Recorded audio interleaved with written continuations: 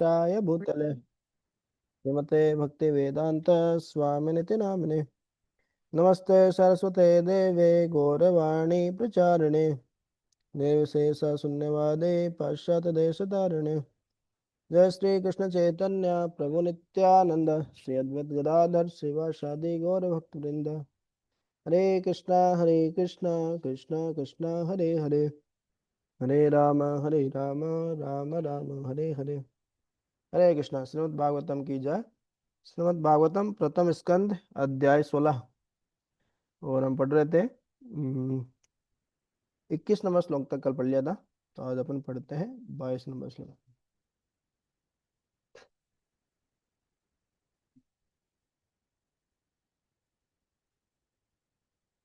किम क्षत किम क्षत्रबंधून् कलिनोपसृष्टान् राष्ट्राणि वा तेर्वरोपितानि इतस्ततो वासन् पानवासः स्नान वयवायोन मुख जीवलोकम।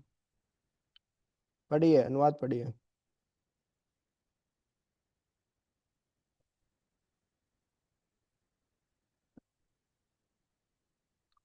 मोहित राम जी,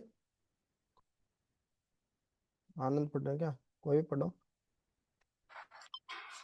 अब तथाकथित प्रशासक इस कलयुग के प्रभाव से मोहग्रस्त हो गए और इस तरह उन्होंने राज्य के सारे मामलों को अस्त व्यस्त कर रखा है। क्या आप इस कु- कुव्यत कुव्यवस्था कुव्य कुव्य कुव्यवस्था को के लिए शोक कर रही है? अब सामान्य जनता खाने पीने सोने तथा श्वास के विधि विधानों का पालन नहीं कर रही है और वह सारे कार्य कहीं भी और कैसे भी करने के लिए सद सद संरिधित रहती है। क्या आप इस कारण से अप्रसन्न हैं? तो बैकग्राउंड में नॉइस आ रही है मोहित राम जी।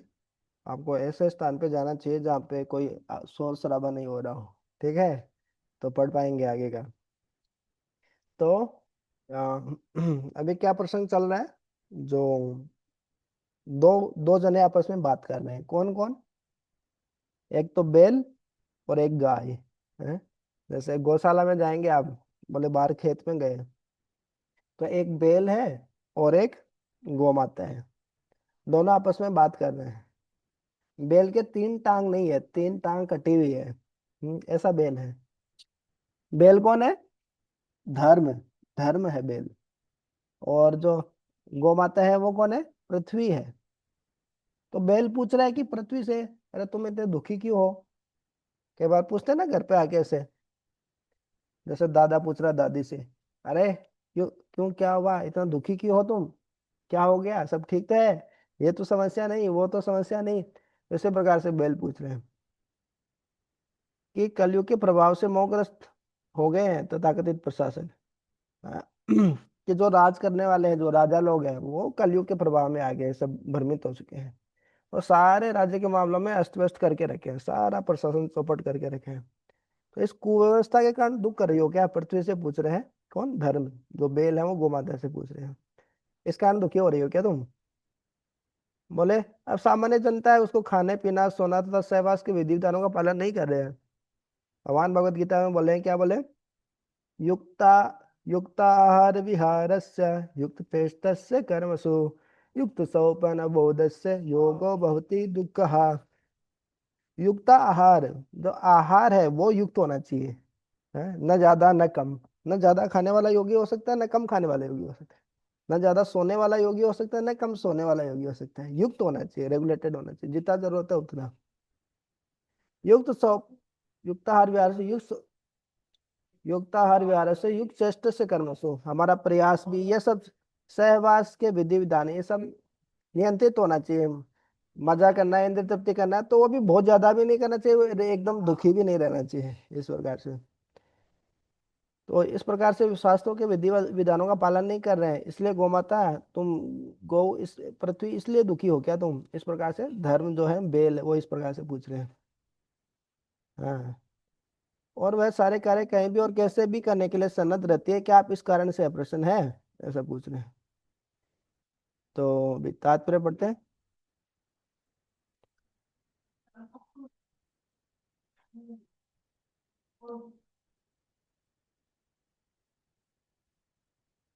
तात्पर्य पढ़िए, कोई भी पढ़ सकते हैं।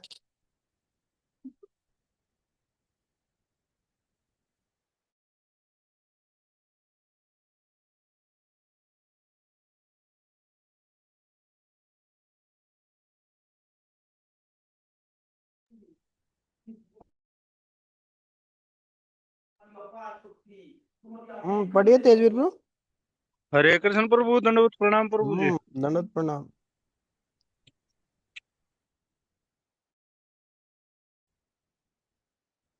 प्रभु जी नहीं आए क्या? हाँ, प्रभु जी नहीं मेरा आए ख्याल तभी तो। प्रभु। प्रभु जी नहीं आए तभी तो मौका मिल रहा है आपको। अच्छा अच्छा। वो संस्कृत तो ज्यादा हो गई नहीं अभी प्रभु जी। तात्पर्य पढ़िए, तात्पर्य। संस्कृत तात्पर्य। श्लोक पढ़ लिया, अनुवाद भी पढ़ लिया। तात्पर्य पढ़ना है। अच्छा जी। हाँ। जीव जीवन की कुछ आवश्यकताएं ऐसी हैं जो पशुओं के समान ही हैं, यथा खाना, सोना, डरना तथा सहवास करना। ये शारीरिक आवश्यकताएं मनुष्य तथा अपनों के लिए हैं, लेकिन मनुष्य को पुरुषों की तरह नहीं अपितु मानव की बातें करनी होती हैं। एक कुत्ता लोगों के समक्ष बिना हिचक के कुतिया के साथ संभोग करता है, किंतु यदि मनुष्य ऐसा करे तो इसे सामान्य रूप से अनाचार कहा जाएगा और उस व्यक्ति को अपराधी की भांति दंडित किया जाएगा। अतएव मनुष्य के लिए कुछ विधि विधान हैं जो सामान्य आवश्यकताओं की पूर्ति के लिए भी हैं।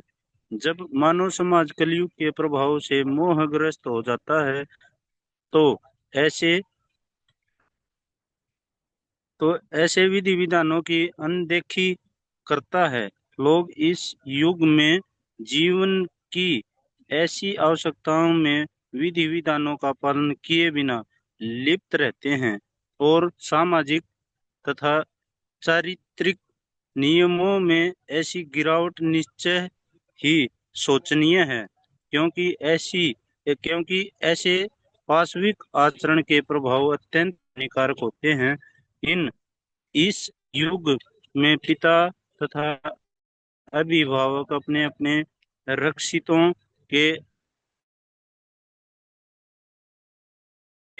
प्रसन्न नहीं हैं। उन्हें जानना चाहिए कि कितने ही निर्दोष बालक इस कली के दुष्प्रभाव में आकर बुरी संगति के शिकार होते हैं।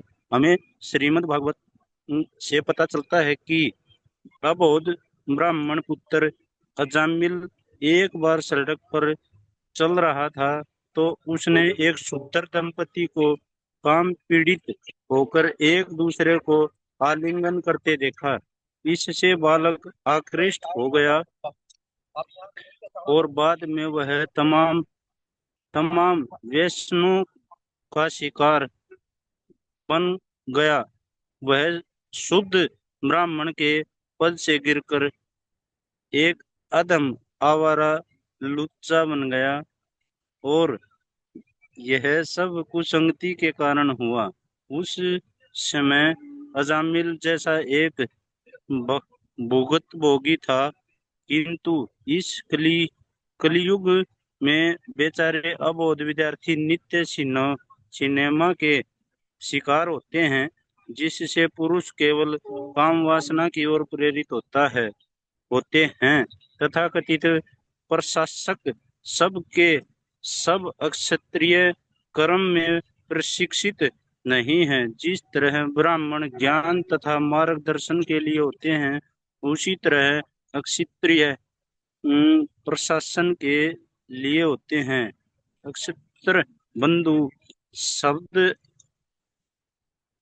उन उन तथाकथित प्रशासकों या व्यक्तियों का सूचक है जो संस्कृति तथा परंपरा विषयक उचित प्रशिक्षण पाए बिना प्रशासक के पद पर बिठा दिए गए हैं।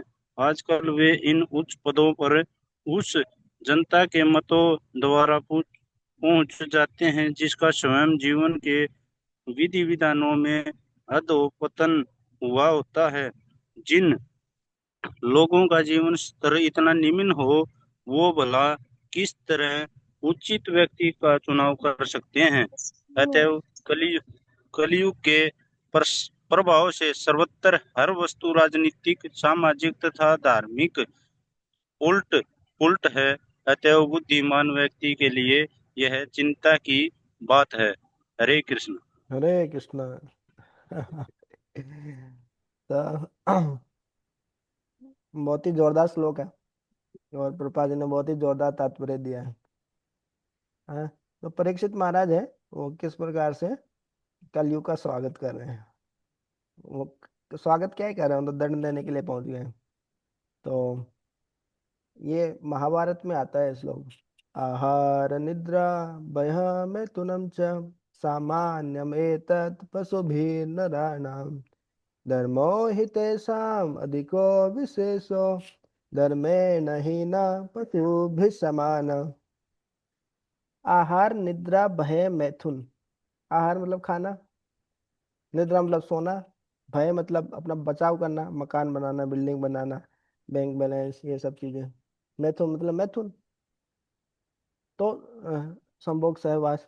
तो ये तो जानवर भी करते हैं और मनुष्य भी करता है। हमको पेट भरने के लिए, पापी पेट के लिए कितना काम करना पड़ता है। पहले छोटे होते हैं, एक बड़ा सा बस्ता लटका देते हैं पीछे, वजन के मारे मारे संभल नहीं रहा है, फिर भी वो उसको लटका के स्कूल जाना पड़ता है। फिर कॉलेज में पढ़ाई करता है, फिर नौकरी में नौकर बन के नौकरी करनी पड़ती है, तब जाके पेट भरता है। और बाकी जानवर, कुत्ते बिल्ली, सब बैठे बैठे खाते हैं, वो कोई नौकरी करने जाते नहीं कि कोई पढ़ाई करते हैं।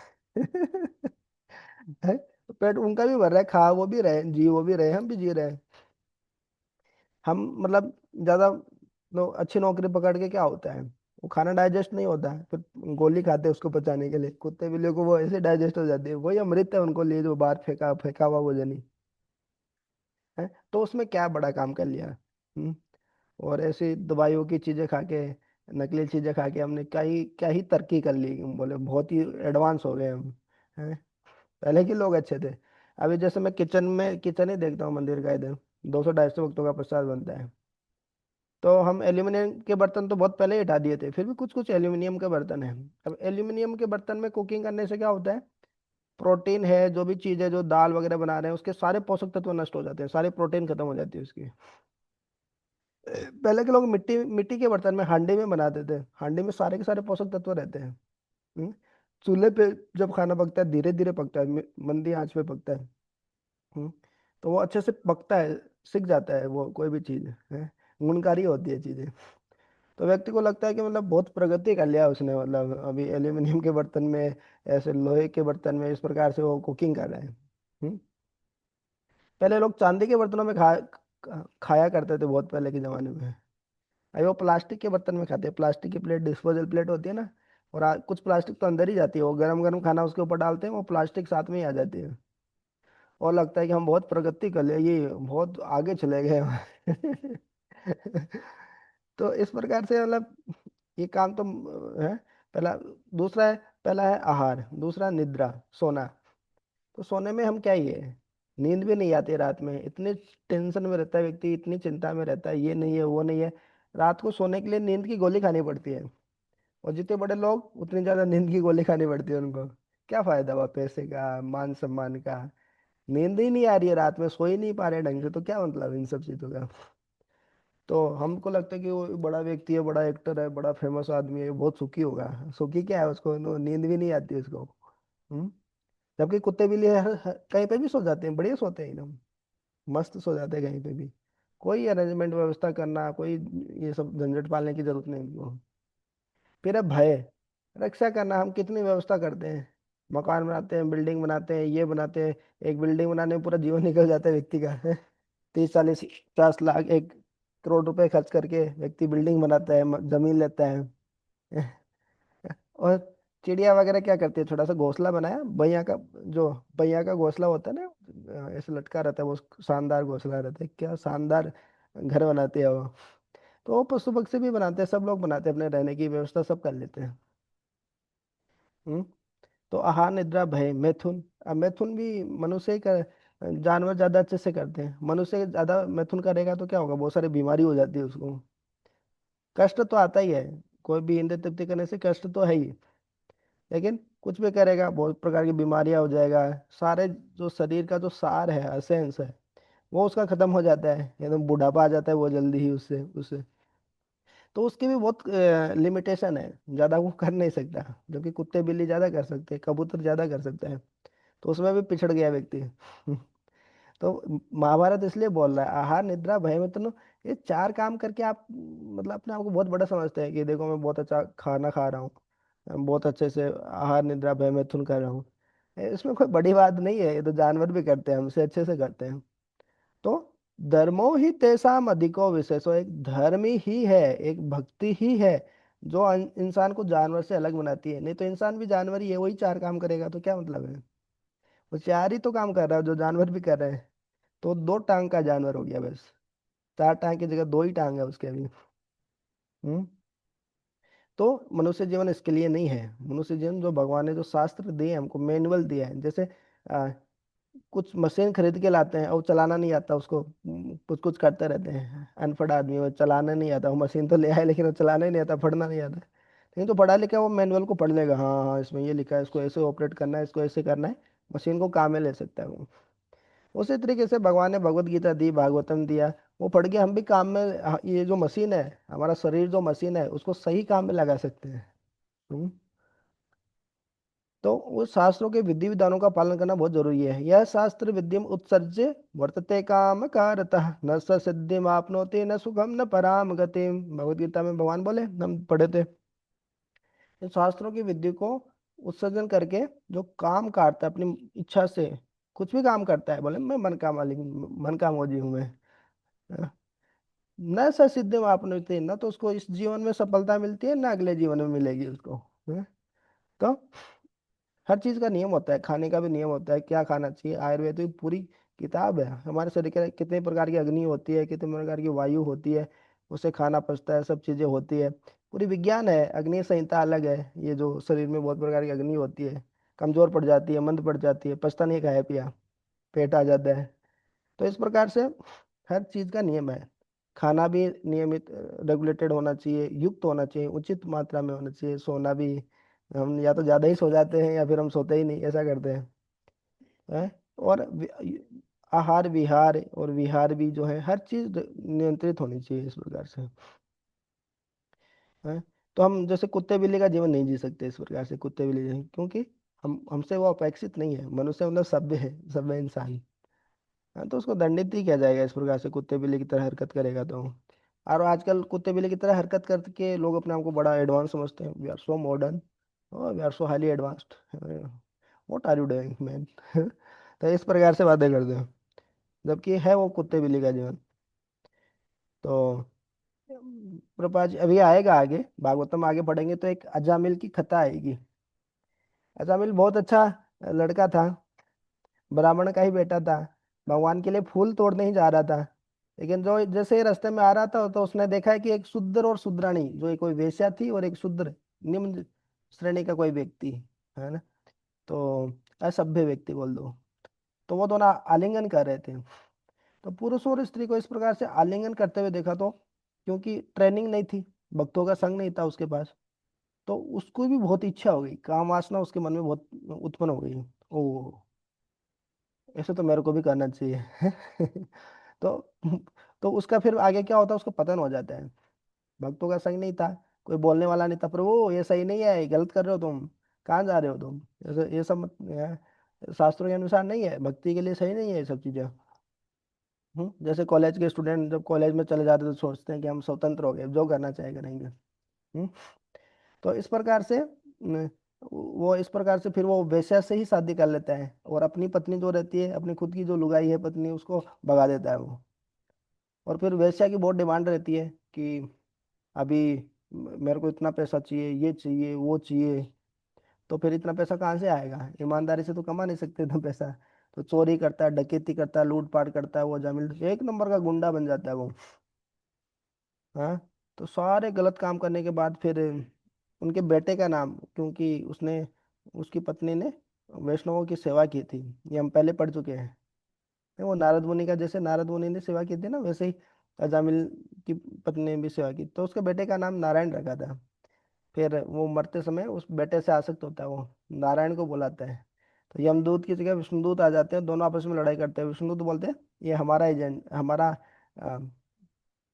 कस्टमर है, बोले हम लेके जाएंगे इसको। तो यमदूत बोलते हैं तो इतना पापी इंसान है, इसको आप क्यों लेके जाएंगे, इतना पापी व्यक्ति है वो तो। फिर बोलते हैं नहीं, इसने मरते समय नारायण का नाम लिया है। भगवान इतने दयालु हैं, मतलब कि भगवान को वास्तव में पुकारा नहीं, अपने बेटे को पुकारा, फिर भी अंते नारायण स्मृति, भगवान का नाम लेने से इस प्रकार से फल मिलता है, भले ही हम अचेतन अवस्था में लियो, भले ही इतना सही अवस्था में नहीं लियो। तो फिर वो पूरी जामल की खता आती है। लेकिन प्रभुपाद जी बता रहे हैं बात ये है कि पहले तो एक ही उसने इस प्रकार से देखा, जो पुरुष और स्त्री को आलिंगन करते हुए। आजकल तो हर जगह टीवी खोलो, कोई मूवी देखो, सिनेमा देखो, पुरुष स्त्री आलिंगन कर रहे हैं। तो इस प्रकार से कोई आलिंगन करते हुए देखा गया, खास तौर से जब छोटा बच्चा रहता है, तो उसके मन में वो छवि बैठ जाती है, और उसकी भी एक प्रेरणा बन जाती है कि मैं भी ऐसे करूंगा। चलो छोटा हूँ अभी, बड़ा होके ऐसे करूंगा मैं, हम होंगे कामयाब इंद्रिय तृप्ति करने में। तो होता क्या है कि उसके चक्कर में सारे जो अच्छे संस्कार होते हैं, जो अच्छे गुण होते हैं, उसके धीरे धीरे नष्ट होने लगते हैं।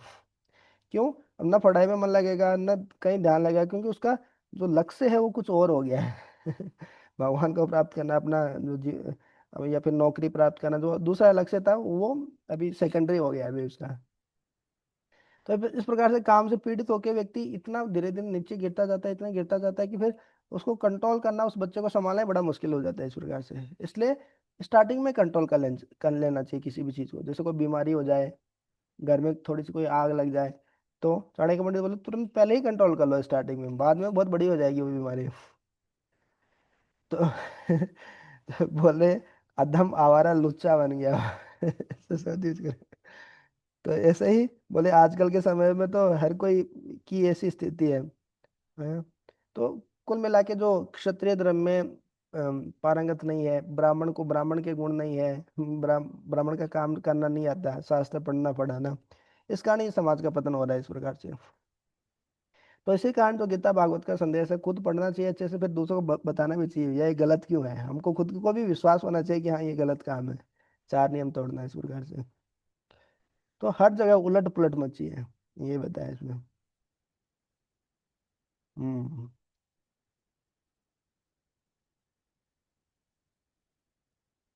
तो इसके आगे बढ़ते हैं। तो ये जो धर्म है वो गौ माता से इसे पूछ रहे हैं, बातें कर रहे हैं। यद्वां भूरि भरावतार कृतावतारस्य हरेर्धरित्री अंतर्हितस्य स्मरति विसृष्टा कर्माणि निर्वाण विलंबितानि। पढ़िए, अनुवाद पढ़िए।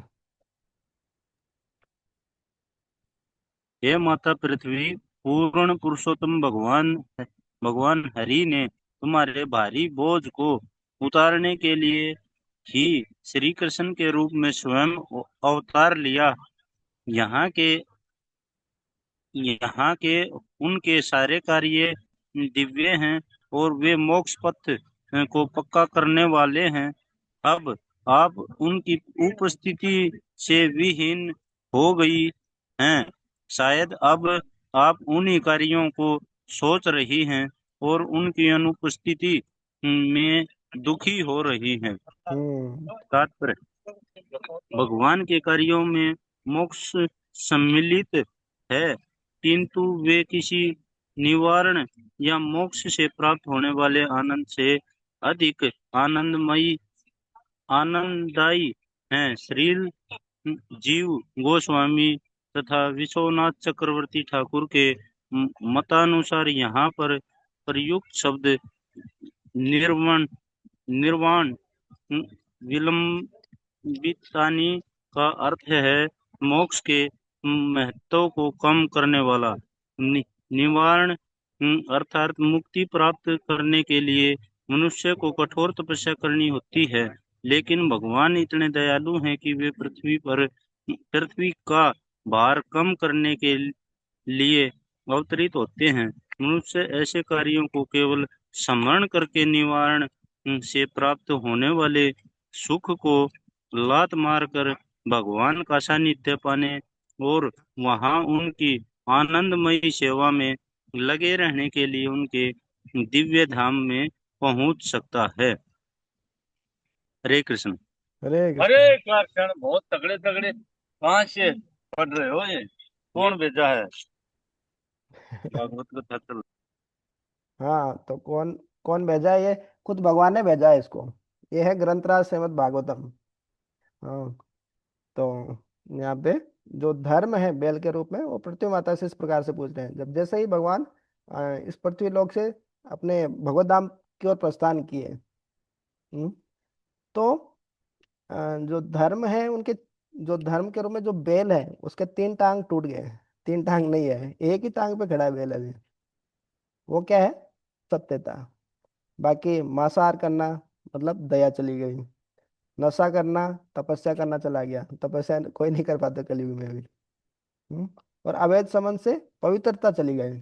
जिस पवित्रता से भगवान को समझा जा सकता है, तो ब्रह्मचारी सन्यासी जो भगवान के भक्तगण जिस ब्रह्मचार्य का पालन करते हैं, क्यों करते हैं? क्योंकि इससे भगवान को समझा जा सकता है। गलत काम करेंगे, जैसे ऊपर बताए उटपटांग काम करेंगे, लुच्चा काम करेंगे, और फिर सोचते हैं कि हम भगवान भगवत प्राप्ति हो जाए, ऐसा नहीं होता है। किसी को कैंसर हो गया है, फिर वो तंबाकू भी खाता रहे, बोले कैंसर भी ठीक हो जाए हमारा, ऐसा नहीं होता है। तो इस प्रकार से जब भगवान चले गए इस भगवत धराधाम से, तो वो पूछ रहे हैं कि भगवान भगवान क्यों आते हैं? धरती का बोझ हल्का करने के लिए। धरती को बोझ क्यों लगता है? जनसंख्या बढ़ जाने से धरती को बोझ नहीं लगता। बहुत बड़े बड़े पहाड़ है, बहुत कुछ है पृथ्वी पे। धरती को बोझ लगता है पाप बढ़ जाने से। पापों को सहन नहीं कर पाती है। इसलिए बोलते हैं धरती माता। वो भी एक पर्सोनिफिकेशन है, एक व्यक्तित्व है धरती भी है।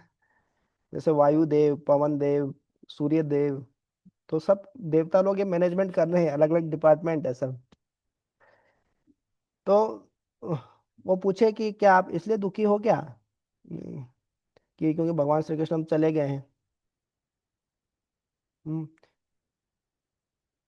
अब वो उनकी उपस्थिति से वीन हो गए शायद। आप उन्हीं के कार्यों को सोच रहे हैं, उनकी उपस्थिति में दुखी है, इस प्रकार से बोल रहे हैं। तो जहाँ पे भगवान मुकुंद है, वहाँ पे सब कुछ है। मुक्ति के स्रोत है वो। तो मुक्ति मतलब जो जन्म मृत्यु जरा व्याधि, जन्म लेना बहुत कष्टदायी है इस भौतिक जगत में।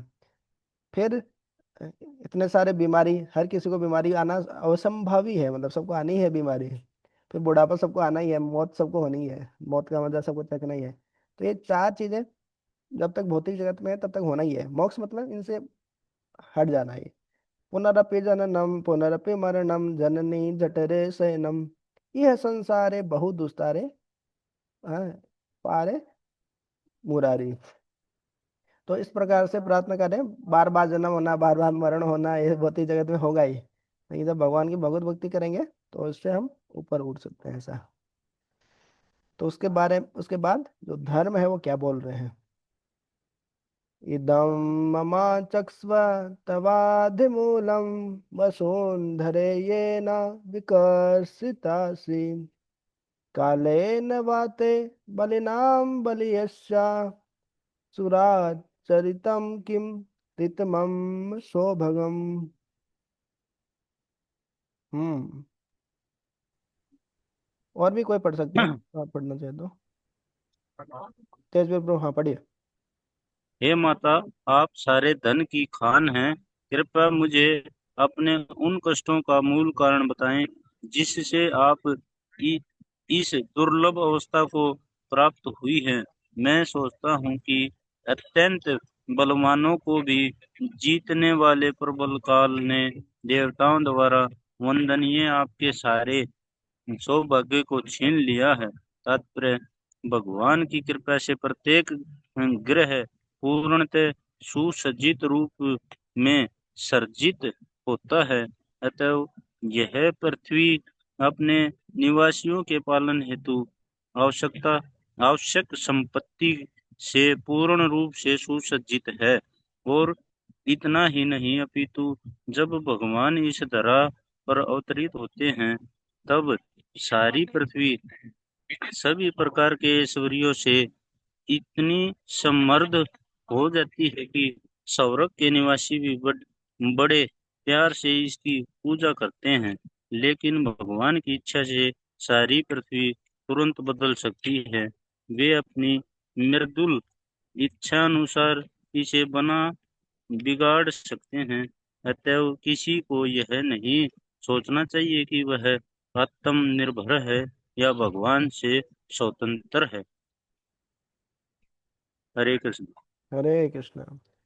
तो इस प्रकार से भगवान के बिना कुछ भी नहीं है। हाँ, तो जब भगवान चाहे तो कुछ भी कर सकते हैं, भगवान की इच्छा प्रबल है। बिना भगवान की इच्छा के हमको हमारे कर्मों के फलों के अनुसार ही जीवन मिलेगा। अभी मनुष्य के बाद और कोई योनि में जाना है, फिर और कुत्ता बनना है, बिल्ली बनना है, पुनर्जन्म तो होना ही है। वो तो अवश्यंभावी है, लेकिन भगवत भक्ति करने से इन सबसे हम अ, इस चक्कर से मुक्त हो सकते हैं। हाँ, तो इस प्रकार से पूछे, हे माता, आप सारे धन की खान हैं, कृपया मुझे अपने उन कष्टों का मूल कारण बताइए जिससे आप इस दुर्बल अवस्था को प्राप्त हुई है।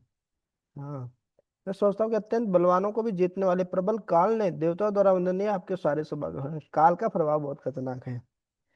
समय के प्रभाव में, काल के प्रभाव में जो बहुत शक्तिशाली होता है, थोड़े समय में बूढ़ा हो जाता है, कमजोर हो जाता है। जो समझता था कि मैं ही तो सब कुछ, मैं ही इतना शक्तिशाली, ये वो, तो काल बहुत शक्तिशाली होता है। तो काल सब कुछ छीन लेता है, अच्छे अच्छे लोगों का सबका छीन लेता है, किसी को नहीं छोड़ता काल। हाँ, लेकिन काल उसका कुछ नहीं बिगाड़ सकता जो महाकाल का भक्त होता है। तो भगवान की जो भक्ति करते हैं उनको कोई कुछ नहीं बिगाड़ सकता इस प्रकार से।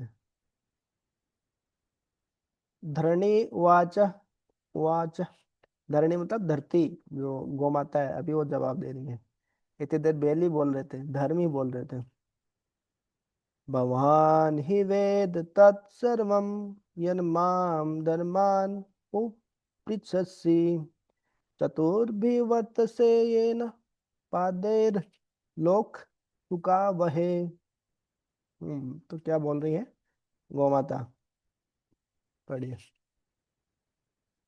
गाय के रूप में पृथ्वी देवी के देवी ने बैल रूप में धर्म रूप पुरुष को इस प्रकार उत्तर दिया, हे धर्म, आपने मुझसे जो भी पूछा है वह आपको ज्ञात हो जाएगा। मैं आपके इन उन सारे प्रश्नों का उत्तर देने का प्रयास करूंगी। कभी आप भी अपने चार पांव द्वारा पालित थे और आपने भगवान की कृपा से सारे विश्वों में सुख की वृद्धि की थी। तात्पर्य, धर्म धर्म के नियमों की स्थापना भगवान स्वयं करते हैं और ऐसे नियमों को कार्यान्वित करने वाले हैं धर्मराज या यमराज। ऐसे नियम सतयुग में पूरी तरह काम करते हैं। त्रेता में इनमें एक चौथाई कमी आ जाती है, द्वापर युग में आधी कमी आती है और कलयुग में ये एक चौथाई रह जाते हैं और धीरे धीरे घटकर शून्य पर आ जाते हैं। तब प्रलय हो जाती है। विश्व में सुख धार्मिक नियमों के पालन के अनुपात में मिलता है, चाहे वह व्यक्तिगत रूप से हो या सामूहिक रूप से। सर्वश्रेष्ठ शौर्य यही होगा कि सभी प्रकार की विषमताओं के होते हुए भी धर्म को धारण किया जाए। इस तरह मनुष्य अपने जीवन काल में सुखी सुखी हो सकता है और अंततः भगवत धाम को लौट सकता है। हरे कृष्ण। हरे कृष्णा। तो बिना धर्म के कुछ नहीं होगा, है ना। आपको सुख चाहिए, जीवन में सुख सुविधाएं चाहिए, तो वो भी धर्म से ही मिलता है, पुण्य कार्यों से ही मिलता है सुख भी, भौतिक सुख भी। तो धर्म को धारण किया जाए, ये बहुत महत्वपूर्ण है इस प्रकार से। तो धर्म की स्थापना स्वयं भगवान करते हैं। वो भी गौ माता भी बोल रहे हैं कि आप मेरे बारे में क्या पूछ रहे हो, खुद का भी तो देखो। अरे, बैल बैल मतलब चार टांग थे आपके, भी कभी एक टांग पे खड़े हो बोले तुम भी। तो तीन टांग टूट गए तुम्हारे भी। तो ये है कलयुग। तो सतयुग में चार टांग थे, त्रेता में 3 टांग बचे, द्वापर में 2 टांग पे खड़ा था धर्म, अभी कलयुग में 1 टांग पे ही खड़ा बेचारा। तो धर्म के नियमों की स्थापना कौन करते हैं? स्वयं भगवान करते हैं। और ऐसे नियमों को कार्यान्वित करते हैं धर्मराज या यमराज। हम्म। और धीरे धीरे कलयुग बढ़ेगा तो एक टांग भी टूट जाएगा धीरे धीरे धर्म का, तब प्रलय हो जाती है। हाँ। परित्राणाय साधुना विनाशाय च दुष्कृता, सब दुष्कृति दुष्कृत हो गए तो भगवान विनाश करने के लिए आते फिर, या किसी के माध्यम से विनाश करवा देते हैं, शिव जी या फिर दूसरों के माध्यम से। तो धर्म को धारण करना जरूरी है, बिना धर्म के हैं जीवन में सुख नहीं हो सकता। हमको लग सकता है वो राजसी सुख थोड़े समय के लिए मिलता है, वो सुख नहीं है वो आप थोड़ी देर मिलता है फिर खत्म हो जाता है वो सुख, इस प्रकार से। हम्म। तो बहुत सारे श्लोक एक साथ है, ठीक है ये पढ़ लेते हैं। सत्यम शौचम दया क्षांति त्यागः संतोष आर्जवम समोदमस्तपः साम्यम तितिक्षोपरतिः श्रुतम ज्ञानम विरक्ति ऐश्वर्यम शौर्यम तेजो बलम स्मृतिः स्वातंत्र्यम कौशलम कांतिर धैर्यम मार्दवम एव च प्रागलभ्यम प्रसृहशीलम सह ओजो बलम भगः गांभीर्यम स्थैर्यम आस्तिक्यम कीर्तिमानो अनहंकृतिः एते चाने च भगवन्नि इत्यायत्र महागुणः प्रार्थ्या महत्वम इच्छद्भिर्न वियन्ति स्म क्रहिचित् तेनाहं गुणपात्रेण श्रीनिवासेन साम्प्रतं शौचामि रहितं लोकं पापमन्ना कलिनेक्षितम्। हम्म। पढ़िए मोहित राम जी, मोहित पढ़िए अनुवाद। यस। उनमें निम्नलिखित गुण तथा अन्य अनेक दिव्य गुण पाए जाते हैं जो शाश्वत रूप से विद्यमान रहते हैं और उनसे कभी विलग नहीं होते हैं। यह है सच्चाई, स्वस्थता, दूसरों के दुखों को सहन पाना, क्रोध को नियंत्रित करने की शक्ति, आत्मतुष्टि, निष्कपटता, मन की स्थिरता, इंद्रियों का संयम, उत्तरदायित्व, समता, सहनशीलता, समदर्दिता, आज्ञाकारिता, ज्ञान, इंद्रिय भोग से अनासक्ति, नायकत्व, बहादुरी, प्रभाव,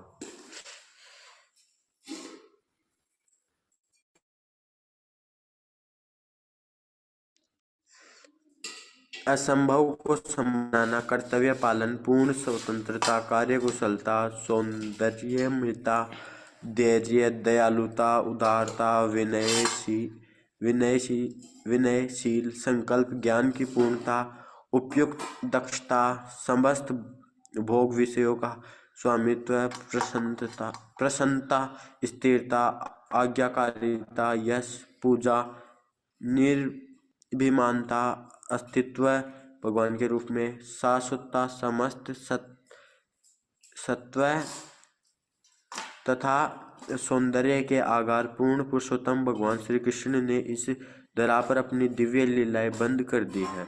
उनकी अनुपस्थिति में कली ने सर्वत्र अपना प्रभाव फैला लिया है।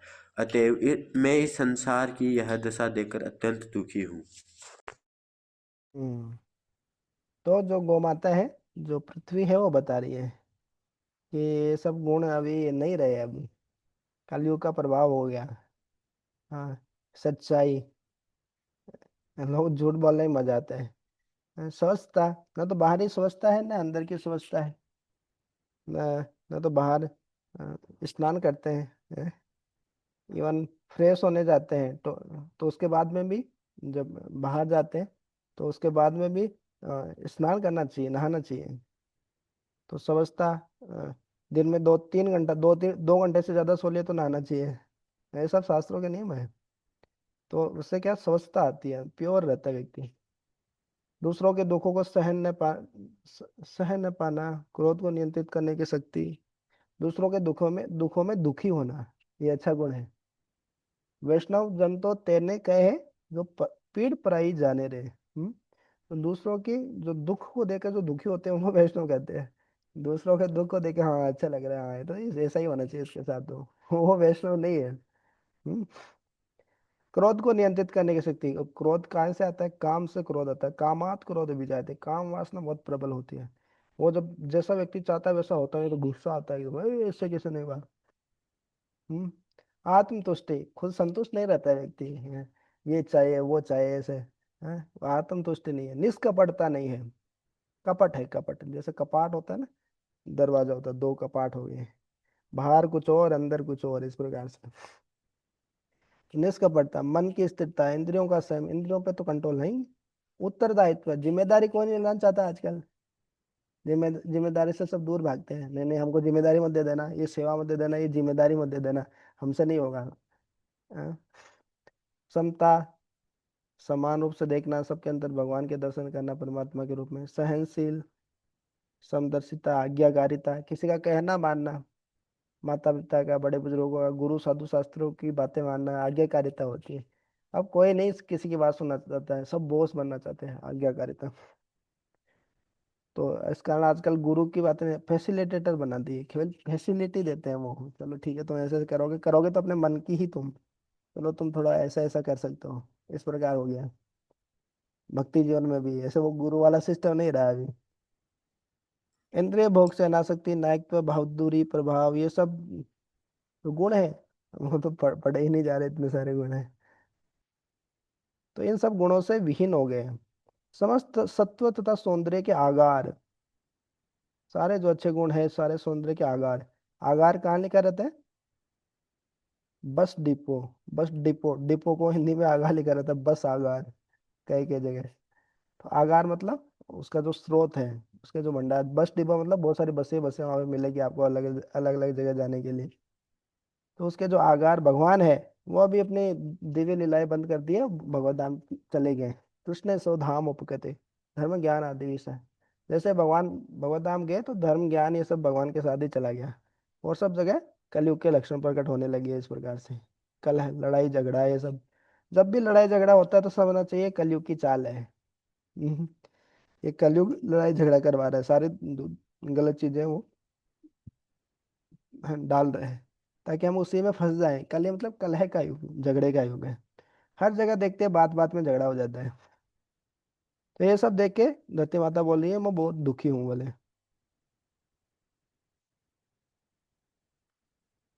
तो समय हो गया, बहुत लंबा तात्पर्य हो नहीं पाएगा, तो इसके आगे कल पढ़ेंगे।